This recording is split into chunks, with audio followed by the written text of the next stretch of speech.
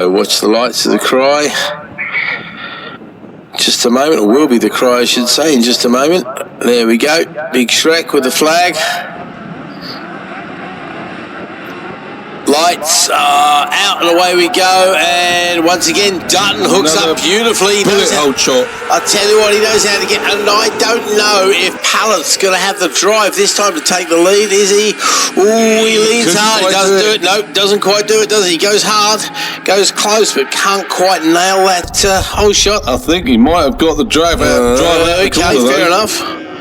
That's what it's all about at the end of the day, isn't it? Wait and see as they disappear off.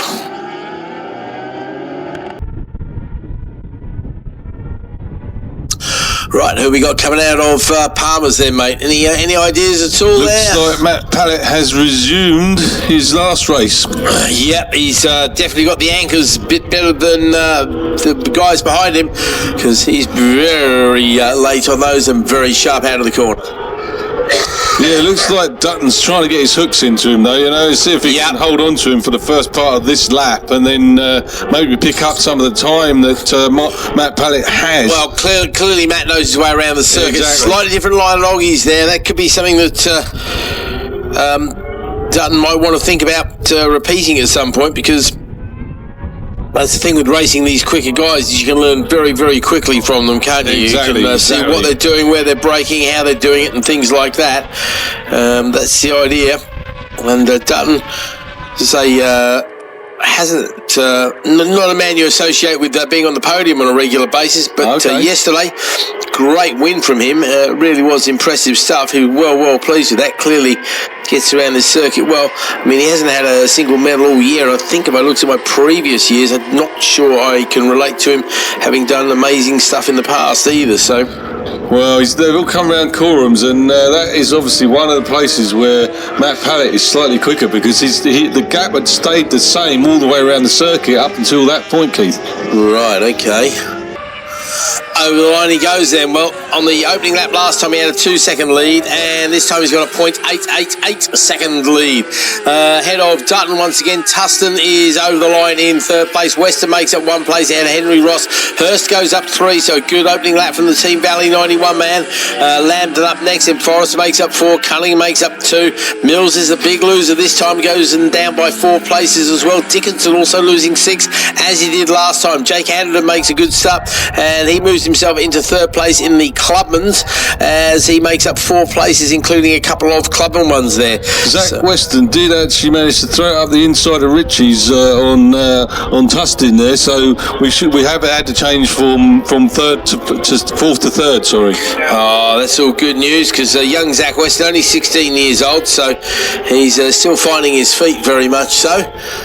And let's see if he can get back up to that second place that he was enjoying earlier. Well, he's got a couple of people to pass first, but I think if anybody can, it's the youngster can, because obviously it's great when you're 16 riding a bike like that, isn't it? Because if it goes wrong, you ain't the one repairing it. Yeah, and hand it back. and you go to school on Monday with a great story, don't you? Them yesterday in the paddock there with the other bikes, Hudson Cooper and Lucas King and the other guys and girls that run there. And Nick Weston does a great job. Not joining us today, Nick. You're not coming up to say hello. Probably sitting on the pit wall nervously chewing his nails. Look at second and third here. Look at second and third. Oh, yeah. Well, they've all made it through Murray's, and they come on to the start-finish straight with Pallett with a bit bigger, a slightly bigger lead now. Yeah, absolutely. Right, over the line then, and that lead was 0.888. It's now 1.1 as Pallett goes quickest of all with a 57.9. Dutton over the line there with, he's also in the 50s, but it's a 58.1 for him. It's a 58.1 also for Weston, though. Let's see what Weston can do about hauling in his rival, because he's gone past on Mike Tustin there. Henry Ross, Sam Hurst, Joey Lambden, Reece Forrest, McCunningham, Bloomfield, Everton, they all stay where they are. Somebody, a little bit of chopping and changing going on further back, but only for single places. I think Vaughan's made up a couple there. Addy Beehall, he's on the AWOL list now. Addy, let's see, did come across the line after the first lap, and now all of a sudden he's dropping down. So unfortunately, looks like Addy has gone missing on that lap. So That's a great shame, because the trouble with the one race a day format, of course, is good for a longer race.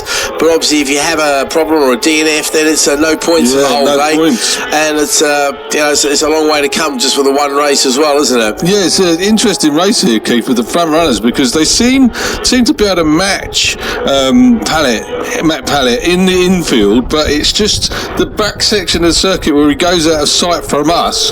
It seems to be the area where he's making, just 2/10 even. I'll tell you what else is interesting, actually. If you look at the timing screen there, we can see that Weston in third and Ross in fifth have actually got the fastest sector times, first and second. Right. So overall, Pallett is not the quick. Well, overall, he's the quickest man. That would bear that out then, yeah. Yeah, exactly. He's doing something right somewhere, right?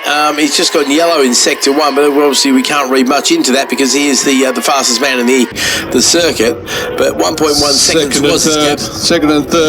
Someone's looking to go around the outside and on the way to Murray's. They've attempted to overtake. I think that's Zach Weston on James Dunn. Right. Has the youngster managed to do it? And I tell you what, they're hauling the leader in as well over there, mate, aren't they? Oh, no, there's no change. But Dutton and Weston, so maybe that was Dutton getting back at Weston. Maybe he got him somewhere else. And again, we look at the timing screen and we're getting a purple this time for Tustin in fourth, with Dutton putting in a PB that time, and our leader doing a 58.4, so half a second slower than his best, but everybody else is into the 57, high 57, so that's why they're hauling him in. Fastest lap by Zach Weston, as you say. Yeah, so we could see a bit of a change here. Well, this will be interesting through the infield again now then, because, this is 1, 2, 3, just like that at the moment. Yeah. In they go, separated by about half a dozen bike lengths, each one of them, and Mike Tustin not too far off the money either. Round they go. Now this is the closest we've had. Yeah. This is the closest we've had all race. Now that Dutton has got him in his sights, he knows he can match him blow for blow, and Weston is doing the same to Dutton. They close up the concertina effect slightly, and Oggie's there. Tustin is getting closer as well. I wouldn't be surprised to see him with a green or maybe even a purple. As you said it, there's the purple for Tustin. That was earlier. That was it? Our timing beam is sector 1 is to the bridge, just under the bridge there, and sector 2 is the start-finish line. So off they go. You try to pick them up on the screen there. Unfortunately, we need to be in a darkened room for that, don't we? Yeah. Some people want to put us there anyway, Keith. Some people do, mate.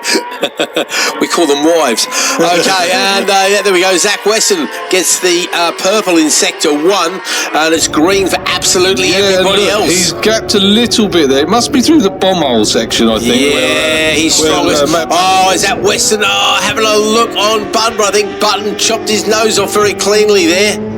It's both wrong. What? I thought Pallett was going to drag out of there with another 4 bike lengths, but all of a sudden the gap comes down. Fastest lap of the race now for Henry Ross there in 4th place, mate. And again, we see purple for one rider in one sector, Ross in the second sector.